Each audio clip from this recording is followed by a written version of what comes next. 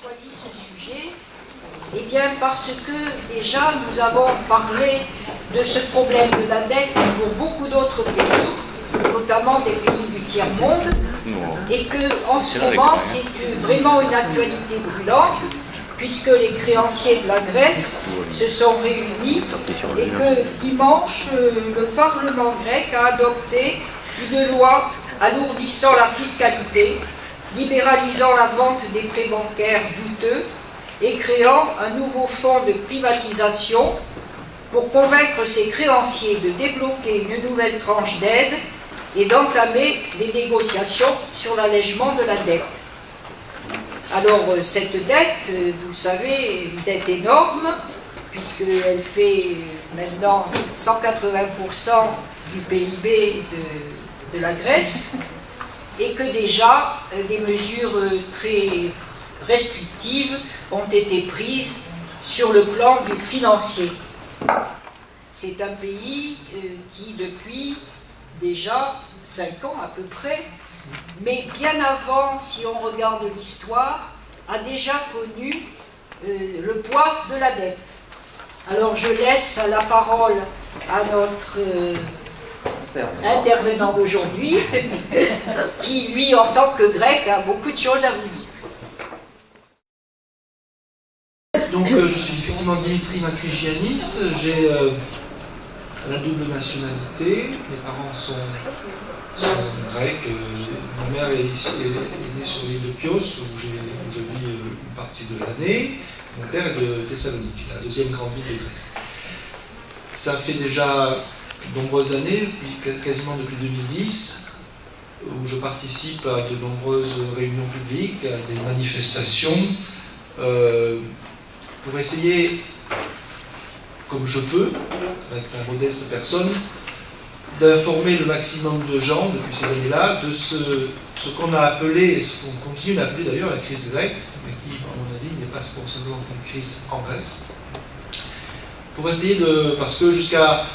notamment au début, je vous rappelle, au début 2009-2010, surtout 2010, lorsque vous avez entendu parler de la crise grecque, on vous a parlé de la crise grecque, sous un aspect qui était assez difficile à admettre pour les Grecs, puisqu'on considérait cette crise comme étant une crise simplement de la Grèce, c'est-à-dire parce que les Grecs étaient, je vous rappelle, des propos malveillants qui étaient tenus sur les Grecs, des fainéants qui ne payaient pas leurs impôts, qu'ils avaient volé, tout ça.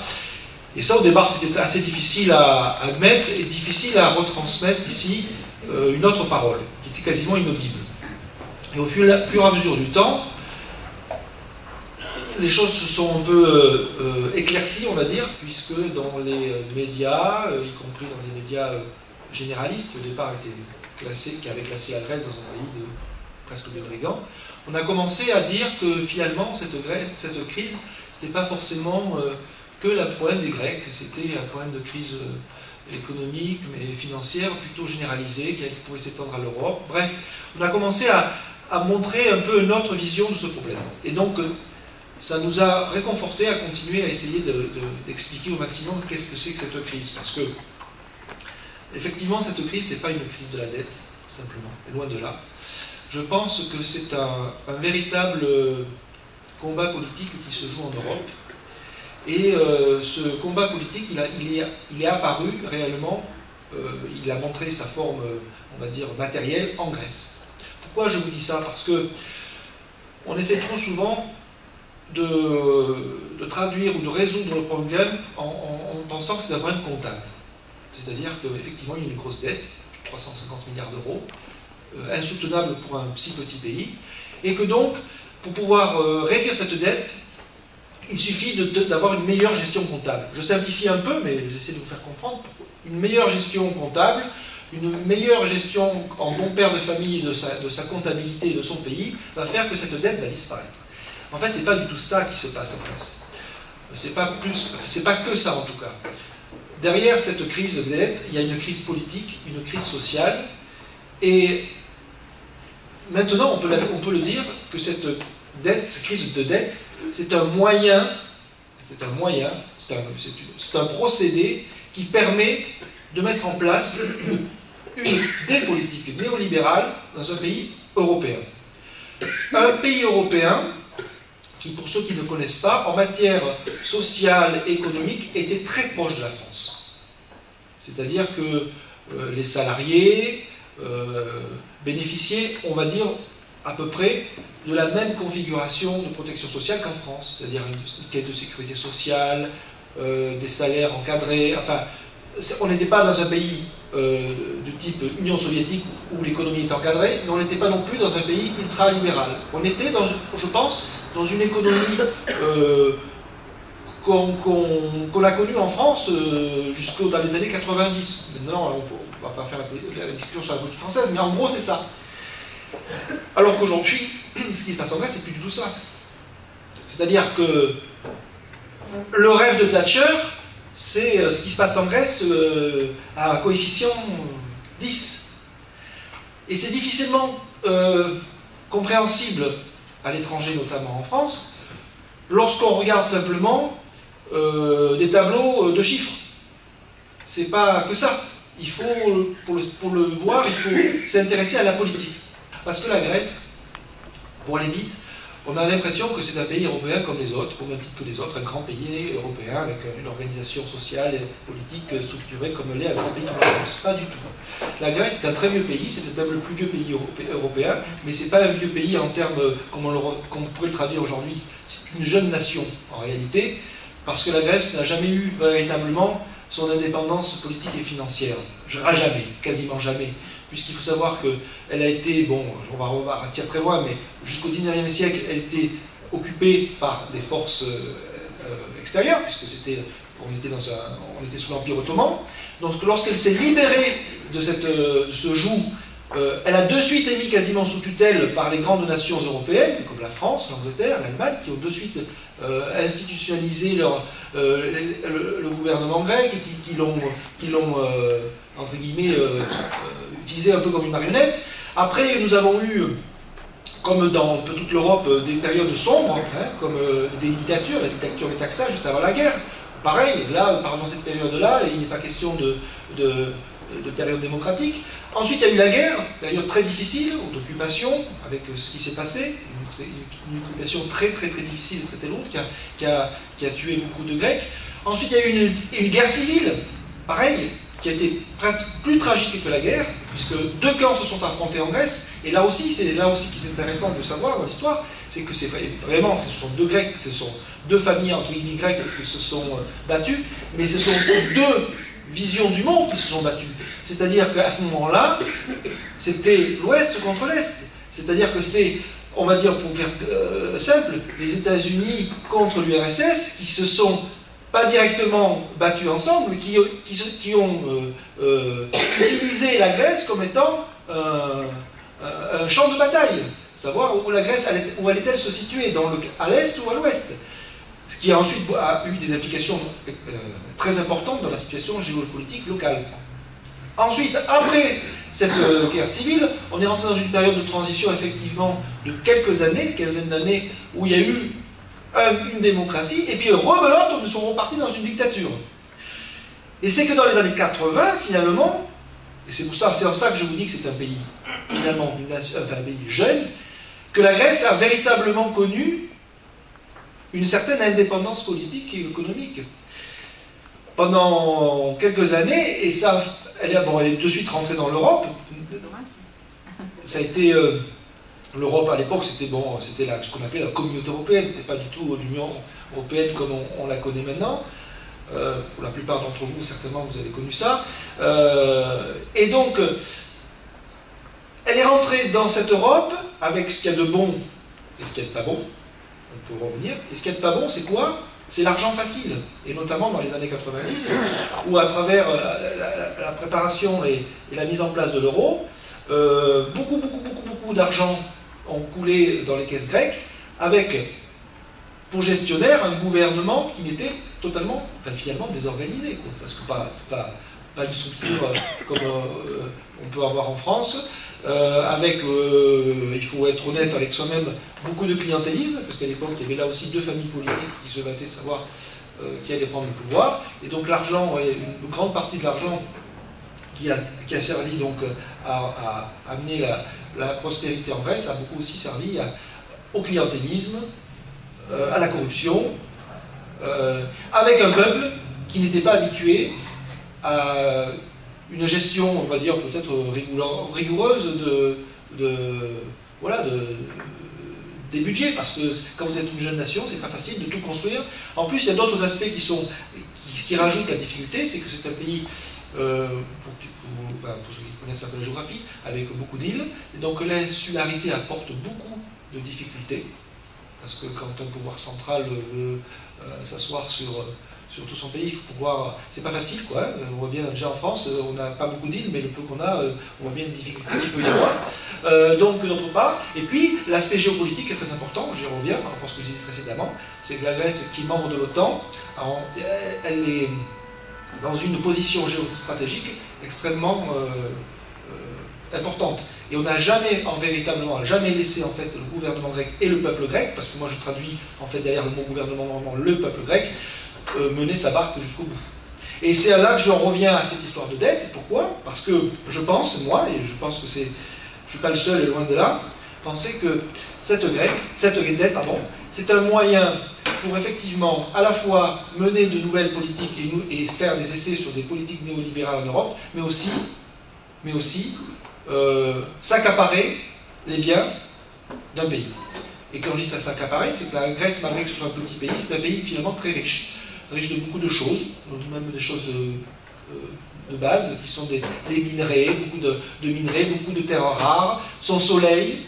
C'est une richesse très importante parce qu'elle permet d'avoir normalement une économie touristique importante, une culture qui a été complètement anéantie avec ses politiques néolibérales depuis 20 ans, qui se permet de s'accaparer un tas de choses qu'on pourra traduire et que je pourrais vous donner en détail. Et aujourd'hui, avec les dernières dispositions de ces derniers mémorandums, tout, je dis bien tout, est vendu. En Grèce, nous disons maintenant, il ne reste plus que les antiquités et le Parthénon qui ne nous a pas été volé. Même les frises nous auront été volées. Enfin, le reste du Parthénon, il est encore sur place. Honnêtement, ce qui vient d'être signé dimanche, c'est en fait la vente de tout, quoi. Rien n'y est passé au travers. Tout ce dont on s'est battu depuis encore quelques mois, les eaux, l'électricité, les transports, vous imaginez que le métro, le tramway, les bus, l'eau, enfin tout est vendu, tout va être vendu. Voilà, donc on en est, c'est-à-dire qu'en fait, l'État grec n'existe plus en fait, en réalité, c'est simplement un gestionnaire de misère sociale. On ne voit pas qu'est-ce qui reste aujourd'hui à vendre, quoi, à part c'est dur à dire, son propre sang, quoi, parce qu'il n'y a vraiment plus rien, quoi. Tout va être vendu, quoi, tout. Voilà. Il n'y a plus rien qui va rester dans le giron public, puisque les banques ont été vendues. Toutes les banques ont été vendues au privé. Vous savez qu'il n'y a plus aucune banque qui appartient à la Grèce. Il y avait des réseaux bancaires qui ont été scindés, vidés, et ce sont donc des fonds de pension, notamment étrangers, qui sont détenteurs de l'ensemble des banques grecques. Donc quand vous êtes détenteur des banques d'un pays, vous êtes détenteur de l'économie d'un pays, parce qu'en fait, vous en faites ce que vous voulez, c'est vous qui délivrez du crédit, c'est vous qui éventuellement permettez des investissements. Donc ça, c'est fait, c'est déjà fait. Les télécoms, c'est déjà vendu aux Allemands. Le port du Pirée, finalement, qui ne devait pas être vendu, a été vendu entièrement à Costco. Bref, il ne reste plus rien. Alors oui, c'est sûr qu'on me dit, vous exagérez quand vous dites vendu, parce qu'en fait, on l'a vendu que pour 100 ans. Oui, mais enfin, je veux dire, franchement, je ne vois pas la différence, moi, entre vendre ses biens pour 10 ans ou les vendre pour 100 ans, et surtout à 100 ans, je ne vois pas qui pourra les récupérer. Enfin, on est dans une situation absolument terrible. Ce soir, il y a un Eurogroupe. Bon, c'est vrai que c'est une actualité que pas forcément inclue, voilà, je suis sans détail. Ce soir, il y a soi-disant un Eurogroupe, un énième Eurogroupe qui va permettre de soi-disant régler le problème, puisque le fait fond de l'histoire, c'est de nous vendre à chaque fois une restructuration de la dette, comme si en restructurant cette dette, on allait finalement arriver à résoudre tous les problèmes, sauf que les principaux personnages qui gèrent pour l'instant la dette grecque ont bien dit clairement que de toute façon, il n'était pas question de la restructurer une deuxième fois, parce qu'elle a déjà été restructurée une première fois, mais à quel profit, je vais vous en dire deux mots. Et donc, l'échéance, en fait, personne n'est dupe, il n'y aura pas de restructuration. Si elle se fait, elle se fera, comme on dit au calendrier grec, c'est-à-dire dans 20 ans ou 30 ans, on va soi-disant l'allonger. Enfin bon, On n'y croit pas. Oui, parce que juste pour terminer ma conclusion, mon introduction, pour vous dire que cette dette, effectivement, elle a été restructurée en 2010, 2011, 2012. En fait, ça n'a pas été une restructuration. Ça a été un vol. Parce que la dette, elle appartenait à des banques, elle appartenait à des institutions publiques.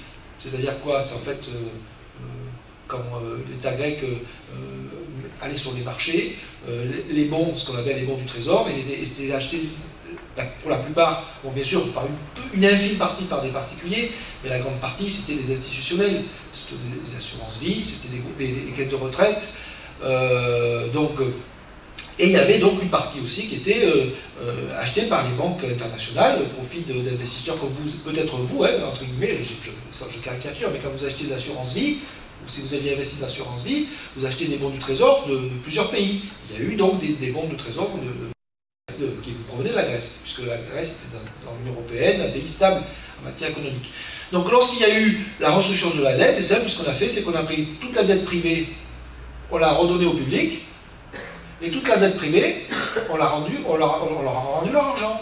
Et on a transformé une dette qui était privée en dette publique. Donc le fardeau aujourd'hui, le 99,99% de la dette grecque, c'est une dette publique. Et quand je dis publique, c'est au sens large, c'est-à-dire c'est le Fonds européen de stabilité financière, c'est-à-dire en fait c'est un fonds qui a été créé par les principaux pays européens, c'est la Banque Centrale Européenne, enfin bref, c'est l'argent de tous les concitoyens européens. C'est ça la dette grecque aujourd'hui. Alors qu'avant, elle était privée. Alors moi, j'aurais bien aimé qu'on fasse une véritable restructuration de la dette, mais il fallait la faire avant, la restructuration de la dette, c'est-à-dire dire aux gens, au lieu de prendre 10 ou 12% d'intérêt, prenez-en moins. Aujourd'hui, non, on a tout mis sur la tête des institutions publiques, et on va maintenant, évidemment, les gouvernements n'osent pas faire la restructuration de la dette, parce que si vous faites une restructuration de dette aujourd'hui, ben vous la faites avec l'argent public, quoi, en gros. Donc voilà un petit peu le principe. J'ai dit, c'est pas simplement un problème financier. Si ça avait été un problème financier, bon, les Grecs, ils trouvent peut-être une solution pour pouvoir y résoudre. Quand je dis que c'est un problème politique, c'est qu'en fait, aujourd'hui, normalement, les solutions, elles doivent arriver d'un État, d'un gouvernement.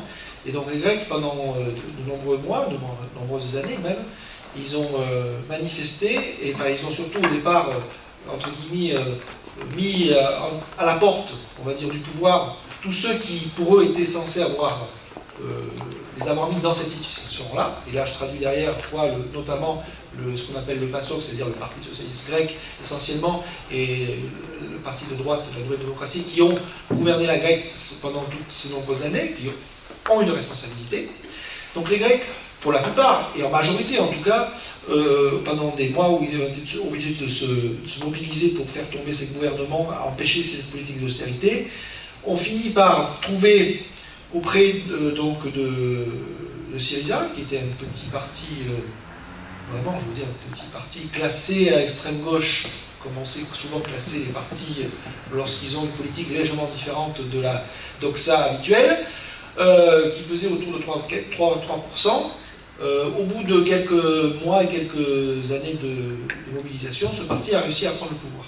Bon, avec un programme qui était, pour traduire mot à mot les propos de Tsipras, essentiellement, qui était on va déchirer le mémorandum. C'est-à-dire, en fait, on va refuser toutes les politiques d'austérité qu'on avait véhiculées. Bon, après, on reviendra peut-être dans le détail comment ça s'est fait, que ça a changé. Il faut dire que bon, le gouvernement grec a changé, il a re-scotché le mémorandum, puisqu'il avait déchiré la veille des élections, et il a refait appliquer les mêmes mesures, et même plus, puisqu'il en a re-signé d'autres, des mémorandums encore plus cruels et plus durs. Donc aujourd'hui, les Grecs, ils sont dans le désespoir politique. Politique, je parle. Parce qu'il y a quand même toujours des espoirs dans d'autres choses que la politique. Mais d'un point de vue politique, il y a un désespoir, parce que il n'y a pas d'issue, en tout cas à brève échéance, visible. C'est boire le calice jusqu'à la lie, c'est-à-dire on continue avec ce gouvernement et on en prend comme ça, on change de gouvernement, on aura la même chose, puisque ceux qui sont en face ne disent pas on ne veut pas de ces politiques, au contraire, ils sont là pour les appliquer aussi. Donc c'est difficile d'essayer de vous mettre dans cette situation en France, lorsque vous avez personne qui est capable de vous apporter un peu d'espoir et de lueur, c'est difficile. On est des humains, on a besoin de lumière, on a besoin de voir de la lumière. Si on ne voit pas de lumière dans un tunnel, on a beau être solide, sérieux, entouré, on a besoin. Voilà, c'est comme ça, c'est humain. Et aujourd'hui, il n'y a pas de débouché politique. Il n'y a pas de débouché politique. Moi, je participe à une organisation, et j'ai pas peur de dire que ce n'est pas un débouché politique, parce qu'on est inaudible. Parce qu'en plus, le système électoral grec fait qu'à partir du moment où vous n'êtes plus dans les institutions, quand vous n'êtes pas dans le Parlement, vous n'avez aucune voix médiatique. Vous n'avez aucune voix, vous ne participez à aucun débat public, enfin si ce n'est de le faire vous-même. Donc c'est colossal, c'est très très très difficile Alors bien sûr, il y a eu des grèves, il y a eu des manifestations, c'est l'aspect social, il y a toujours des mobilisations, mais les gens sont complètement démobilisés. Alors ils se retournent vers d'autres choses, c'est sûr, mais il n'y a pas le feu, le punch qu'il y avait il y a encore quelques années. Il n'y a pas, voilà. Comme dans d'autres pays européens, en Grèce aussi, il y a une oligarchie, ce qu'on peut appeler l'oligarchie, des gens qui vivent tout à fait bien, sans aucune difficulté, qui ont placé leur argent à l'étranger, et qui, pour eux, la crise n'est qu'un épiphénomène. Je parle surtout, moi, sur 80 ou 90% des Grecs, qui sont la large majorité, qui vivent dans une situation économique, sociale terrible. Oui, effectivement, il n'y a plus de quoi se soigner, puisque la sécurité sociale est quasiment inexistante, puisque vous n'avez pas de sécurité sociale en Grèce lorsque vous ne travaillez pas. Vous avez un chômage qui est au-dessus de 25%, hein, des statistiques officielles, et on sait ce que ça veut dire des statistiques officielles, hein, parce que qu'est-ce que ça veut dire être chômeur lorsque vous travaillez oui, vous avez travaillé 3 heures dans la semaine, vous n'êtes plus chômeur, bon, c'est sûr. Bon, les statistiques officielles, voilà, c'est 25% si vous ne travaillez jamais. Donc, je vous laisse imaginer le nombre de gens qui ne travaillent pas du tout. Qu'est-ce que ça veut dire? Donc c'est ça, donc c'est de ne pas avoir des retraites qui ont été rabotées, qui vont finir pour la plupart, pour ceux qui ont encore la chance, autour de 350 à 450 euros maximum. Pour ceux qui ont été déjà en Grèce, savoir que vivre en Grèce avec 450 euros maximum, c'est en fait impossible, parce que la vie là-bas est très très chère, contrairement à ce qu'on peut imaginer. C'est un pays dont on a détruit une grande partie de l'appareil de production, donc il produit quasiment plus rien, y compris en matière agricole. Donc c'est extrêmement difficile de trouver des produits de première nécessité à des prix corrects. Vous avez des taux de TVA qui sont extrêmement hauts, puisqu'encore ils ont monté d'un point hier, ils sont à 24%, hein, pour l'ensemble des produits, même y compris de première nécessité. Donc voilà, bon alors je veux pas rentrer dans le sordide parce que j'en ai déjà tellement dit dans de précédentes conférences qu'on ne l'a jamais cru, et pourtant après, il y a quelques années après on s'est aperçu, oui, les médicaments par exemple contre le cancer qui sont introuvables, des opérations qui sont infaisables parce qu'il faut se rendre à l'étranger pour les faire, lorsque vous allez à l'hôpital il faut amener ses propres médicaments, son propre linge, il n'y a plus d'infirmière, voilà ce que ça représente. Alors effectivement, si dans l'échelle humaine, on regarde, bien sûr qu'il y a des pays qui sont bien plus à plaindre, ou des peuples qui sont bien plus à plaindre que le peuple grec, j'en doute pas. Mais dans ce cas-là, on ne va pas faire une espèce de hiérarchie de la pauvreté. Moi, je parle d'un pays européen qui était un pays européen comme la France il y a quelques années, où le train de vie et le niveau de vie étaient équivalents, qui aujourd'hui se retrouve comme personne ici oserait le faire, quoi. Ou l'imaginer. Ne pas pouvoir nourrir ses enfants, ne pas pouvoir... Et ça, dans un pays qui, normalement, est un pays riche. Parce que la richesse, il y en a. Je ne vous dis pas qu'il n'y en a pas. Je ne vous dis pas qu'il n'y a pas des restaurants de luxe, qu'il n'y a pas des bars de luxe. Mais ça, vous allez aussi en Afrique, dans les grandes capitales africaines, vous avez des quartiers où il y a des bars de luxe pour certaines parties de la population. C'est comme partout. Donc, voilà. Mais on est en Europe, quand même. On est dans une Union européenne. On est dans un même plus fort que... On est dans le cœur de l'Union européenne, puisqu'on est dans la zone euro, cette fameuse zone euro. Donc, voilà. Aujourd'hui, 95% des fonds qui ont été prêtés à la Grèce, d'abord, ils ont été prêtés, entre guillemets, puisqu'il y a quand même des taux d'intérêt qui tournent, ont servi uniquement à rembourser des banques, à rembourser des institutionnels, à rembourser voilà, mais le gouvernement grec, en tout cas le grec moyen, n'a jamais vu un seul euro de cette aide. qui n'en est pas d'ailleurs. C'est des mots, vous savez aussi, il faut se méfier des mots qui sont dits, parce que aider, quand moi je dis j'aide quelqu'un, si je lui prête de l'argent en disant vous me remboursez à 6%, je ne l'aide pas en fait. Je ne l'aide pas en fait, parce que je fais mon business quoi.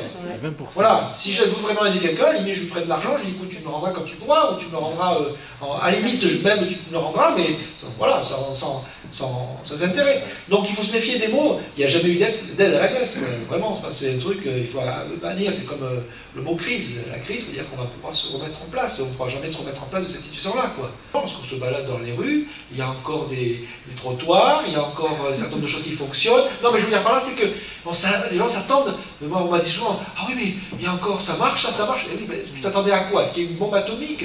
Je veux dire que les gens ils sont dans une souffrance, mais elle n'est pas forcément apparente. Bien que, à Athènes, et dans certains quartiers,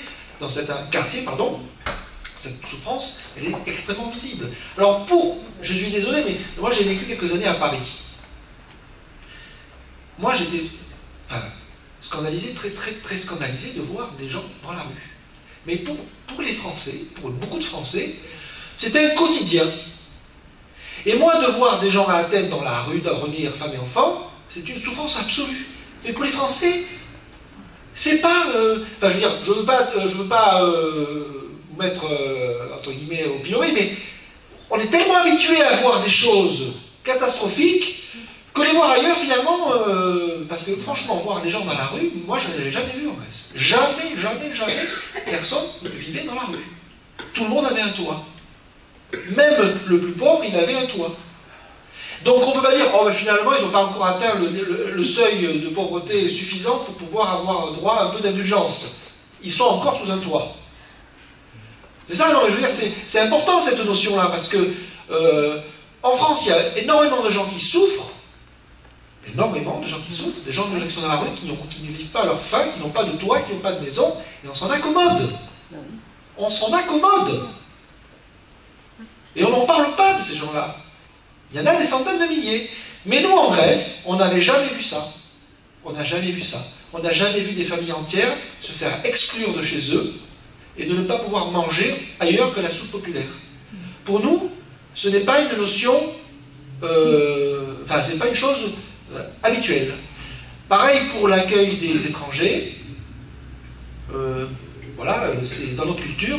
Effectivement, on a toujours accueilli des étrangers, on a toujours essayé d'accueillir les étrangers, on ne les a jamais laissés dans la rue, on ne les a jamais expulsés de temps en temps, comme on essaie de faire maintenant, malheureusement, et comme on l'a fait à Paris pendant de nombreuses années. Bon, mais ça, c'est très choquant pour un grec. C'est extrêmement choquant, quoi. C'est plus que choquant, c'est inimaginable. Vous avez des gens qui n'ont pas d'argent, qui aujourd'hui font tout ce qu'ils peuvent pour donner un peu de pain, un peu de soupe à des gens qui en ont encore moins. Et des étrangers, des gens qui viennent de passage. Ce qui se passe dans les camps. Sur l'île de Chios, par exemple, il y a 2500 personnes qui sont bloquées, parquées, comme si c'était des prisonniers politiques. Mais ce sont des gens qui, en dehors de la soupe populaire qu'organisent différentes organisations non gouvernementales grecques comme extérieures, il y a beaucoup d'étrangers qui viennent en Grèce pour aider ces réfugiés. Voilà ce que c'est que ça aussi. C'est ça aussi la crise. Alors, effectivement, c'est pas toujours visible parce qu'en Grèce, on a une notion un peu particulière. Il y a beaucoup de familles qui souffrent dans l'intérieur de leur maison. Il y a une grande solidarité. Alors, cette solidarité, pour en revenir par ce que tu disais, c'est quelque chose qui n'a jamais disparu. Et moi qui vis entre deux pays, je peux vous dire une chose. La chose qui me choque le plus ici, c'est l'individualisme. C'est l'individualisme. Et bon, bien sûr, on finit par ne plus le ressentir lorsqu'on est dans un... C'est normal, je veux dire, c'est pas une chose de mal que je vous dis, c'est un ressenti. Il faut voir ce qui se passe ailleurs pour ressentir ce qui se passe chez nous aussi. On vit dans une société absolument individualiste. Et on dépasse un peu le cadre du débat, mais je veux dire, tous les mots et les valeurs aussi de la France qui viennent de cet individualisme. On laisse tout faire. On ne se soucie pas de l'autre. Et ça, c'est ce qui a sauvé la Grèce. de la crise. Parce qu'il y a toujours eu de la solidarité, y compris avec des gens qui ne se connaissent pas, les gens sont solidaires. Les gens se parlent. Les gens se parlent dans le métro, les gens se parlent dans le bus. Les gens ne laissent pas faire n'importe quoi dans les transports en commun, dans les bus, s'il y a de l'incivisme. Et tout ça, c'est de l'individualisme. Ici, chacun est renfermé dans sa bulle, il peut se passer n'importe quoi au-dessus, au-dessous, à côté, on ne fait rien. Et ça fait partie des choses qui peuvent avoir un danger absolu en France, c'est que justement, si en Grèce, on a subi cette crise et qu'on a su y résister, c'est parce qu'il y avait la solidarité. Et malheureusement, si on avait une crise aussi grave qu'il y a eu en France, je ne suis pas certain que la France arriverait à s'en sortir comme ça, même dans le côté festif. Toi qui vas souvent en Grèce, tu vois bien que les gens, même qui n'ont pas d'argent, ils sont dehors, ils sont au café, même avec un verre d'eau, ils discutent, ils vivent ensemble. En France, on vit pas ensemble. On vit dans sa sphère, dans sa communauté, dans sa famille, mais on ne vit pas ensemble. En tout cas, moi, je ne le ressens pas comme ça. L'agora, la Grèce, c'est quoi l'agora? C'est le café, c'est tous ces moments de jouissance et de plaisir, même lorsqu'on est en crise. Il y a eu cet aspect agora, entre guillemets, lorsqu'il y avait eu un débouché. Parce que ça revient à ce que je disais tout à l'heure.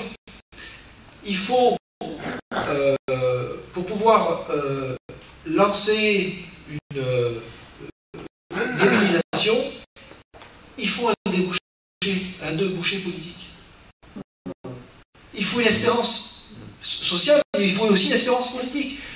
Quelqu'un, un groupe, une organisation, quelque chose qui vous dit voilà vers où on va aller, voilà qu'est-ce qu'on va faire, on y adhère, on n'y adhère pas. Il y a une mobilisation. Aujourd'hui, il n'y a plus ça. Pourquoi? Parce que vous preniez, on va dire, les deux camps qui aujourd'hui on pourrait se partager le pouvoir, c'est-à-dire la droite ou Syriza, ils nous amènent vers le même chemin. Le même chemin. Pas de différence. Aucune différence. Donc les gens ils se disent à quoi bon se mobiliser, en tout cas sur le terrain politique, puisqu'il n'y a pas de différence. Ils se sont mobilisés, les Grecs. Ils sont allés au référendum. On leur a bien posé une question. Ils se sont fortement mobilisés, malgré la pression, et j'en reviens à ce que je disais tout à l'heure, malgré la pression médiatique à la fois européenne et la pression médiatique locale. Parce qu'il faut savoir qu'en Grèce, les médias, pour la plupart, à part quelques-uns, ils sont extrêmement inféodés à des organisations, enfin, à des industriels, à des groupes de pression. Donc, ça revient à ce que je disais tout à l'heure. Quand vous n'êtes plus au Parlement, vous n'avez plus de voix. Vous n'avez plus de voix, vous n'existez plus dans les médias, donc vous n'avez plus de possibilité de vous exprimer. Pourquoi Syriza a réussi à passer de 3% à 10%? Parce que Syriza était au Parlement, donc il avait une présence politique dans l'échiquier, il a pu s'exprimer, il a pu donner l'espoir. Aujourd'hui, l'ensemble des partis politiques qui sont dans le Parlement grec n'apportent aucun espoir. Vous avez les nazis, qui ne sont pas un espoir pour les Grecs, et je m'en félicite et je touche du bois, que ça dure et que ça perdure. Ailleurs, il n'y a rien d'autre. Il n'y a rien d'autre. Il y a les mémorandums. Voilà. Alors moi, j'ai pas la baguette magique pour vous dire, on va trouver la solution, on va inventer un nouveau Tsipras, un nouveau... Aujourd'hui, même quand on est un militant politique, comme moi, c'est extrêmement difficile de lutter. C'est extrêmement difficile, parce que quel espoir vous pouvez porter et donner aux gens? C'est très compliqué. On a tellement été déçus par son propre camp. C'est une vision de monde qui s'entrechoque. C'est-à-dire que c'est pas simplement un problème qui va se passer en Grèce, c'est dans quel monde on veut vivre. Voilà. Dans quel monde on veut vivre aussi en Europe et comme on vit aussi en France. Parce que si la Grèce continue dans ce sens, c'est toute l'Europe qui ira dans ce sens. Parce que moi qui m'intéresse beaucoup à la politique et qui a analysé beaucoup, je peux vous dire une chose. Vous pouvez changer à chaque fois toutes les marionnettes que vous mettez au pouvoir. Les noms, les prénoms, la couleur des yeux, la politique, elle continue. La politique qui a été mise en place depuis 20 ans, qu'on a vu apparaître visiblement en Grèce en 2010, et qui continue à perdurer, elle a été mise en œuvre par des personnalités qui ont disparu, entre guillemets, du théâtre, mais la politique continue. Autrement dit, il y a toujours quelqu'un pour remplacer ceux qui s'en vont. Vous pouvez changer de Premier ministre, vous pouvez changer de qui vous voulez, vous avez les mêmes. Je vous rappelle qu'en 2010, en France, par exemple, vous aviez M. Sarkozy qui était à la manœuvre et qui disait « Moi, le problème grec, je vais le résoudre ». Et qui a même dit, à un moment donné, la crise grecque, c'est fini. Il l'a dit, clairement. On a changé le capitaine du bateau, le capitaine du pédalo, etc. Et donc, la politique, elle a continué. On va changer peut-être de capitaine, on changera même en Allemagne, mais cette politique, elle continuera. Il y avait au sein du FMI, on avait un président qui a été changé, on avait une autre femme. La politique du FMI, elle a continué. Cette politique, ce rouleau compresseur néolibéral qui n'a pour une chose, c'est la prédation des services publics, la prédation du bien commun. On ne veut plus le partage. Ce qu'on veut, c'est s'accaparer le maximum de richesses. Et pour cela, on s'est accaparé des institutions politiques, en premier lieu les institutions européennes. Lorsqu'aujourd'hui, par exemple, on dit solidarité avec la Grèce, c'est quoi la solidarité avec la Grèce? C'est dire on va vous donner, on va vous prêter 5 milliards d'euros, mais en attendant, vous vendez tout ça, vous fermez vos hôpitaux, vous arrêtez l'éducation de vos enfants. C'est ça. C'est ça la réalité. Et c'est pas, oui, les fonds européens vont servir au bien-être des gens. C'est faux, ça. C'est faux. C'est absolument faux.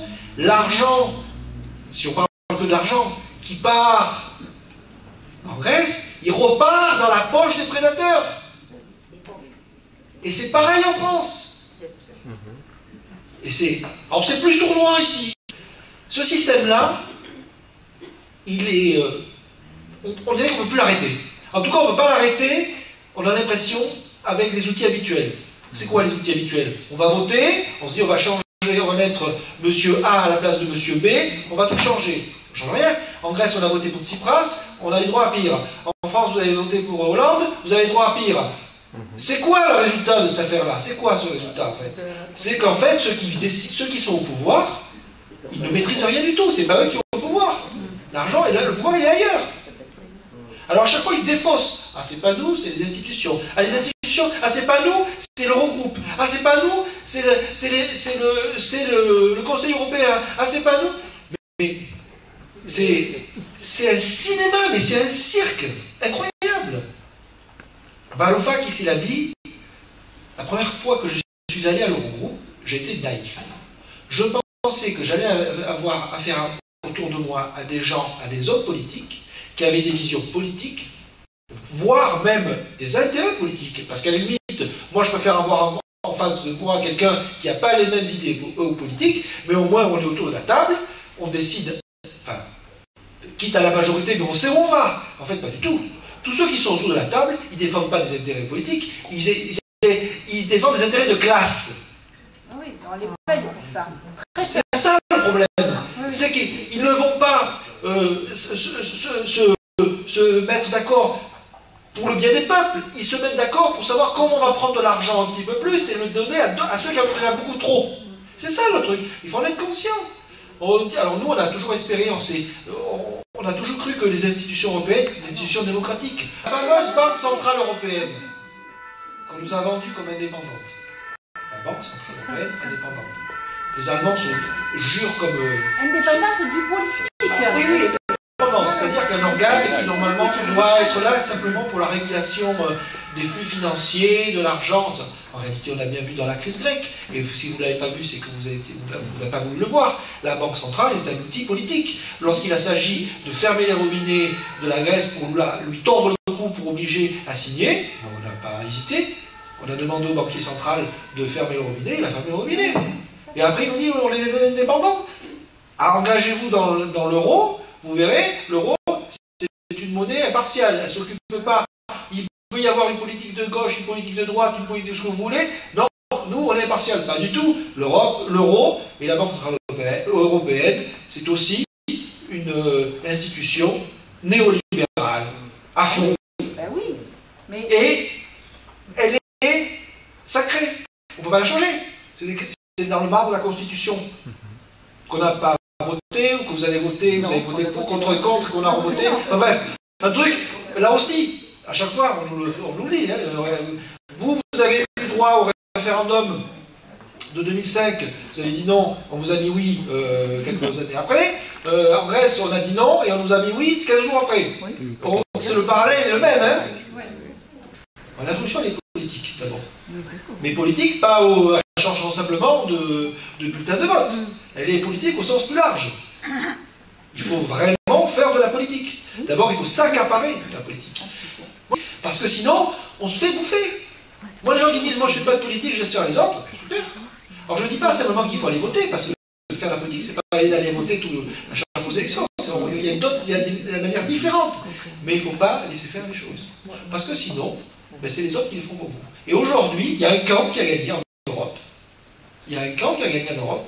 Et quel que soit le résultat des élections dans les pays, c'est toujours ce camp qui arrive, comme un chat, à retomber sur ses pattes et à s'accaparer. Quand je vois, moi, M. Juncker, faire ça à M. Tsipras dès les premières heures, j'ai très vite compris.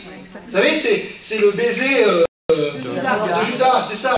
On ne veut pas du tout de solidarité politique avec le gouvernement de Tsipras. Personne l'a aidé, y compris Hollande. Pas du tout. Au contraire, lui aussi l'a enfoncé plus qu'autre chose. Hein? Voilà. Donc ça, alors, de la solidarité avec les peuples, c'est compliqué la solidarité avec les peuples. C'est pas simple. Parce que, comme on peut déjà, pour être solidaire avec quelqu'un, il faut connaître ses difficultés. Et par exemple en France, je vois bien avec quelles difficultés moi j'ai eu, par exemple, à m'exprimer sur la Grèce, et que les gens ils étaient au courant de rien de ce qui s'est passé. Parce que là aussi, d'un point de vue médiatique, je vous disais tout à l'heure, il y a une espèce de rouleau compresseur qui déverse une espèce de langage, donc les gens... Est-ce que vous avez envie d'être solidaire avec des gens qui, soi-disant, n'ont pas payé d'impôts, ont truqué leurs chiffres, ne sont pas des gens travailleurs? C'est ce qui a été dit des Grecs au début. Hein. Comment vous voulez construire une solidarité avec des gens comme ça? Vous ne pouvez pas. Mais il faut se poser la question, pourquoi à chaque fois qu'on veut créer une solidarité justement entre les peuples, on essaie de déconstruire cette solidarité en trouvant des prétextes fallacieux? Là on a trouvé des prétextes sur les Grecs, mais quand vous voulez être solidaire avec des pays d'Afrique ou avec d'autres, on trouve toujours des raisons. Hein, pour vous dire qu'il faut être solidaire parce que si, parce que là, et finalement tout le monde se retrouve dans son petit camp, dans son petit train-train, et la solidarité disparaît. Ça revient à la discussion qu'on avait tout à l'heure. L'individualisme. Donc, lorsque les guerres, aujourd'hui, ce qui se passe avec les migrants, c'est intolérable, c'est inimaginable. On a 50 000 personnes en Grèce qui sont prisonniers, 50 000 personnes, une goutte d'eau pour l'Union européenne, 50 000 personnes à aider, des gens formés pour la plupart, des gens qui ont d'éducation, qui n'ont envie que de travailler, qui s'en foutent du RSA, qui s'en foutent du RMI, qui veulent travailler. C'est 50 000 personnes, on les laisse crever comme des rats morts dans une Union européenne qui, soi-disant, une des plus riches au monde. Vous trouvez ça normal, vous, ça? Moi, je ne trouve pas ça normal. On a tous fermé nos frontières, les unes après les autres. Cet été, cet hiver, ça a été terrible de voir les frontières fermées physiquement. C'est ça l'Europe d'aujourd'hui, c'est ça. C'est-à-dire que c'est une espèce de gangrène. On a fait d'une catastrophe économique, maintenant, on fait une catastrophe sociale. On est prêt à... Alors, on s'émeut de voir un pauvre gamin mort sur la plage. Mais il y en a des dizaines de gamins morts sur la plage tous les jours, maintenant. Si c'était si simple que ça, on sortirait de l'euro, on sortirait des institutions européennes, on sortirait de l'OTAN. temps, on sortirait de tout, on sortirait, on se retrouverait sur la Lune, on sortirait... Bon. L'objectif, c'est pas de dire on sort, c'est de savoir qu'est-ce qu'on crée ensemble, qu'est-ce qu'on veut en faire ensemble. Parce que le problème, on en est arrivé à vouloir sortir de tout ça parce qu'en fait, on voit qu'on ne peut rien transformer. C'est ça le problème. C'est que moi, si j'habite dans une maison et que je peux changer les peintures et que mon environnement me convient, ça va. Mais si je ne peux pas changer la couleur des peintures, je ne peux rien changer, que tout se dégrade et que tout je finis par en partir. En gros, je vais vous dire tout ça pourquoi. C'est qu'à un moment donné, comme on a su construire quelque chose, on doit pouvoir savoir continuer à le construire, même s'il faut le déconstruire pour le reconstruire. C'est-à-dire que ça doit être un mouvement permanent. Alors qu'aujourd'hui, on a l'impression que c'est comme ça, entre guillemets, ça les arrange. C'est-à-dire qu'on construit un truc, que d'ailleurs plus personne ne comprend ce qu'on a construit, parce que des fois, on se pose des questions. On construit une chose, mais on ne peut jamais retourner en arrière. On ne peut pas dire, par exemple, là, on a fait une bêtise. Ou on va aller plus loin, mais en faisant ça. C'est tout prendre ou rien prendre. C'est un gros sac à chaque fois. C'est-à-dire que lorsqu'il y a eu le référendum en France sur les institutions, enfin le traité européen, il fallait tout prendre ou rien prendre. C'est ce qu'on dit aux Anglais aujourd'hui. C'est dehors ou dedans. C'est noir ou blanc. C'est à chaque fois ça. Mais ça, c'est pas la vie. C'est pas manger ou crever. C'est pas boire ou pas boire. La vie, c'est toujours beaucoup plus difficile et compliqué. Ça veut dire que si on veut faire quelque chose ensemble, il faut construire quelque chose ensemble. C'est difficile de le faire. Parce que, franchement, construire un truc facile, moi je vous le fais. Le taffetas, c'est facile.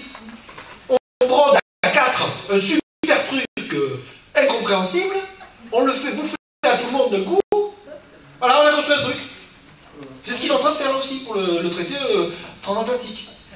Ça, c'est si c'est ça faire de la politique, c'est trop facile.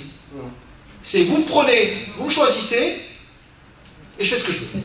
On peut changer le système, mais il faut plusieurs choses pour faire ça. Il faut d'abord avoir du courage. D'accord. Et il faut avoir un soutien un large soutien populaire des gens que vous êtes censés représenter. Et être honnête. Le soutien populaire, Alexis Tsipras, il l'avait. Et il l'avait amplement et largement. Mais je pense, et je l'ai déjà dit plusieurs fois, et je le redis, et j'assume ce que je dis, je pense qu'il a été malhonnête. Il a été malhonnête et peu courageux. Alors on va dire, c'est facile, toi tu es là à ta table, tu dis ça, tout ça. Ben oui, c'est facile à dire, parce que je le pense, je ne suis pas le seul à le penser. Parce que je pense qu'à un moment donné, lorsque vous avez derrière vous des gens qui vous donnent un mandat politique, vous allez jusqu'au bout du mandat politique. Et aujourd'hui, je ne suis pas le seul à le penser, je ne suis pas le seul à le dire. Les gens qui ont été au gouvernement, qui ont été dans les institutions grecques, vous le disent honnêtement, Tsipras a trahi. C'est extrêmement difficile de le dire, ça. Moi, j'ai mis des mois à dire ce mot trahison. J'ai mis des mois à le dire. Dans mon entourage, je me disais, pourquoi tu ne dis pas qu'ils ont trahi? Parce que je n'arrivais pas à le dire. Parce que dire, lorsqu'on a soutenu quelqu'un, lorsqu'on l'a soutenu, enfin, c'est comme dans la vie de tous les jours, quoi, être trahi par les siens, il n'y a rien de plus difficile. Peut-être qu'il aurait pu faire autrement. Alors bien sûr, il n'aurait pas forcément réussi. Je n'ai pas dit qu'il allait réussir. C'est ça, courageux. Mais il aurait pu tenter. Et il avait toutes les armes pour le tenter. Et il avait toutes les armes pour le tenter dès le premier jour. Pas simplement au mois d'août, au moment du référendum, mais même avant. Mais il ne l'a pas fait. Il a détricoté à chaque fois les armes qu'on pouvait lui donner. Alors c'est très compliqué à accepter, surtout quand c'est son propre camp qui vous trahit. Et ça amène beaucoup à la difficulté d'aujourd'hui. Et non seulement il a trahi son camp en Grèce, mais il a trahi son camp en Europe. Parce que c'est incroyable de voir qu'aujourd'hui, le nombre de gens qui ne le disaient pas, mais qui attendaient beaucoup de ce qui se passe en Grèce, pour être la petite étincelle qui apportait un peu de lumière. Et cette trahison-là, il l'apportera toute sa vie. Toute sa vie. Parce que dans une période de politique aussi courte, avoir cette chance à un moment donné, ce destin de pouvoir changer les choses, ça ne va pas arriver tous les jours.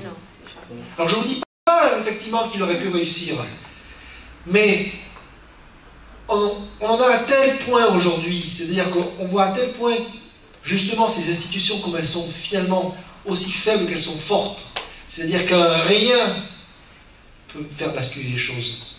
Regardez aujourd'hui ce qui se passe, je vous une parenthèse, c'est pas grave, j'ai envie de le dire quand même, avec un gouvernement aujourd'hui quasiment autoritaire qui dit non, je ne lâcherai rien, je ne lâcherai rien. Il finira par lâcher. Mais il est obligé, il est parfait. Il finira peut-être par lâcher. J'espère. C'est toujours à chaque fois comme ça.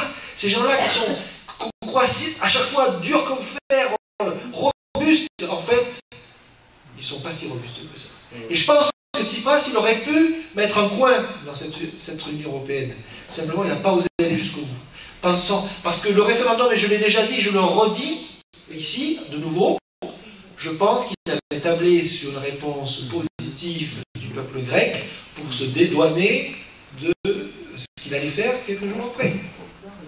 C'est-à-dire, pour redire en français plus simple, il attendait du peuple grec un oui pour pouvoir aller signer tranquillement. Il a eu un non et ça l'a mis dans l'embarras.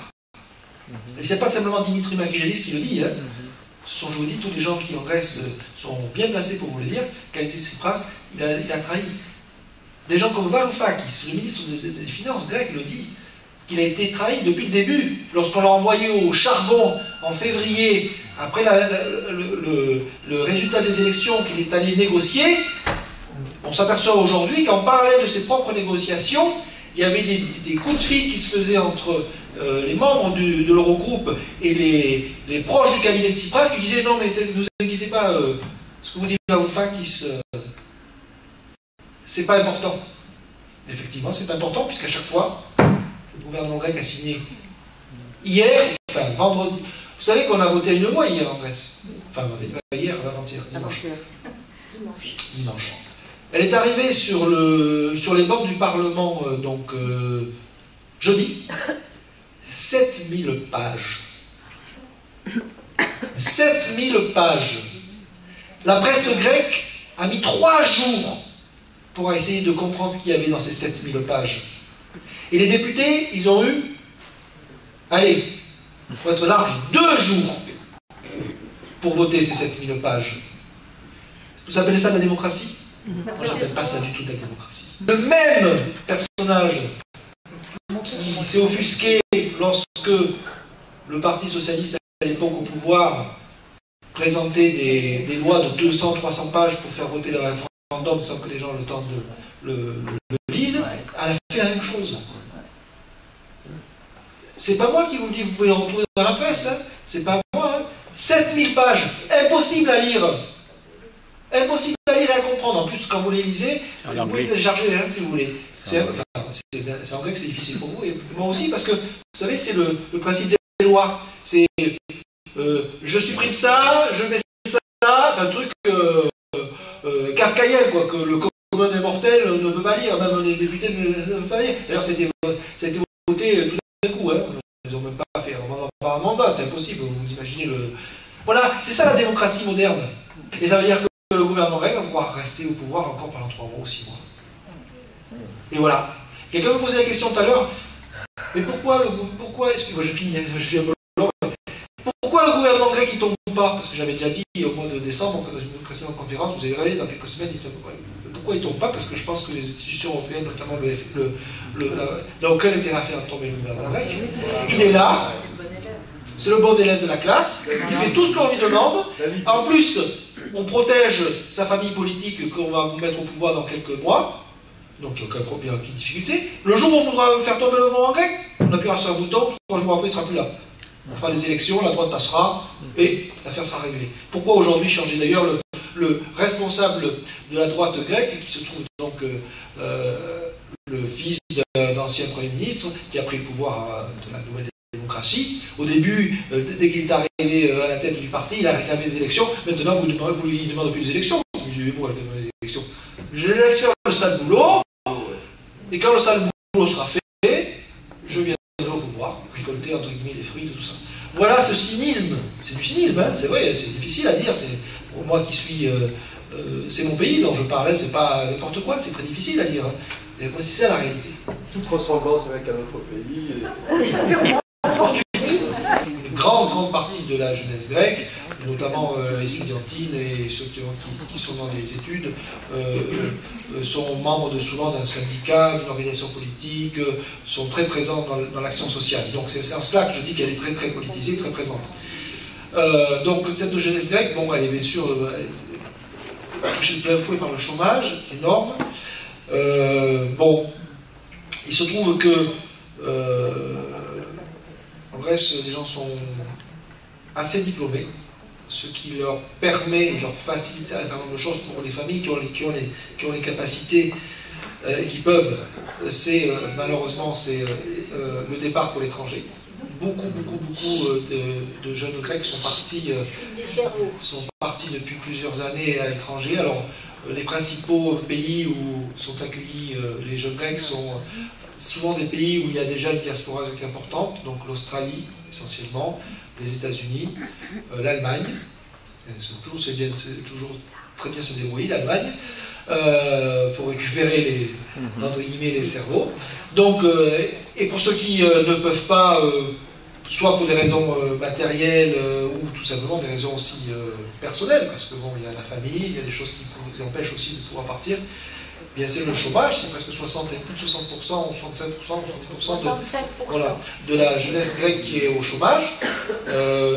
En plus, il y en a un système qui est pervers, c'est que lorsque vous avez moins de 25 ans, vous avez entre guillemets un SMIC jeune, ça vous rappelle quelque chose là, le CPE, je crois que ça arrive. Bon, mais ça c'est instauré en Grèce depuis bien longtemps, c'est-à-dire que le plafond c'est 586 €, je crois. Voilà, c'est-à-dire que vous pouvez travailler corps et âme 48 heures par semaine pour ce miséreux salaire, parce que vous êtes jeune, c'est votre fardeau, et que c'est que les retraités, entre guillemets, qui aident à subvenir aux besoins, quand on sait que les retraites fondent mois après mois, ça va être compliqué. Alors après, oui, ils sont toujours en avant dans les mobilisations, et notamment dans, on va dire, à gauche. Chez Syriza, par exemple, les jeunes étaient très présents. Donc, ils sont partis en masse, hein. Je crois que Syriza, c'est qu'on a vidé quasiment de toute sa jeunesse. On a besoin de vivre, de se soigner, de manger, donc on s'organise. Hein. Si l'État n'est pas capable d'assurer les hôpitaux, n'est pas capable d'assurer la nourriture, n'est pas capable d'assurer les transports, et bien les gens ils se débrouillent. Moi je sais que dans un petit village où je suis, la mairie, tout ça, ça n'existe plus, enfin ça existe plus dans le nom, c'est-à-dire qu'ils n'ont pas un sou pour réparer quoi que ce soit. Et bien lorsqu'il y a des fuites d'eau, des machins, des ceci, les gens ils se débrouillent, ils creusent, ils font. Enfin voilà, on vit. Auto-vivre, donc... à l'africaine. Autogestion. Oui, c'est l'autogestion qui... au départ, c'est pas réfléchi, c'est pragmatique. C'est qu'à un moment donné, il faut... Voilà, lorsque vous avez, par exemple, des ambulances qui ne fonctionnent plus parce qu'il n'y a plus de sous pour réparer, et il y a des gens qui ont les moyens, ils donnent des ambulances, et on reconstruit des trucs, enfin voilà, c'est... Bon, c'est... enfin, c'est pas viable, quoi. C'est pas un truc. On va pas construire un pays sans un avenir avec des bouts de ficelle, quoi. On peut pas fermer des universités, fermer des établissements publics, des écoles, tout ça, et dire bon, finalement, on va supplanter ça par la solidarité, et tout ça. Bon, ça n'a qu'un temps.